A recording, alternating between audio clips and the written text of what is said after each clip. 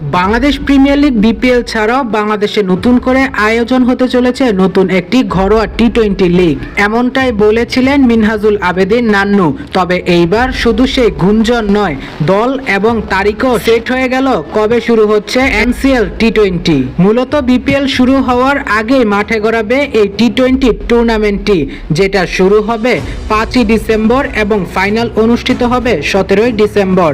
Team থাকবে মোট 8টি। প্রতিটা দলে সর্বনিম্ন 15 জন এবং সর্বোচ্চ 17 জন করে খেলোয়াড় কিনতে পারবে। ফাইনাল ব্যতীত একটি দলের অন্যান্য দলের সাথে সর্বোচ্চ একটি করে ম্যাচ অনুষ্ঠিত হবে। পয়েন্ট টেবিলের শীর্ষ 2 দল খেলবে ফাইনাল ম্যাচ। প্রিয় দর্শক, আসুন এবার জেনে নেই কোন 8টি দল খেলছে এনসিএল টি-20। যে 8টি দল ন্যাশনাল ক্রিকেট লিগ টি-20 খেলছে তারা হলো ঢাকা, রাজশাহী, খুলনা, রংপুর, বরিশাল, ঢাকা মেট্রো, সিলেট ও চিটাগং।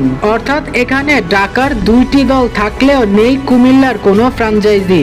অর্থাৎ কুমিল্লা বিভাগের কোনো ক্লাব এখানে অংশগ্রহণ করেননি এবারে। মোট এই 8টি দল নিয়ে আগামী 5ই ডিসেম্বর অনুষ্ঠিত হতে চলেছে নতুন এই টি-20 লিগ। তবে টি-20 লিগ শুরু হওয়ার আগে বসে যাবে এর প্লেয়ার্স ড্রাফট।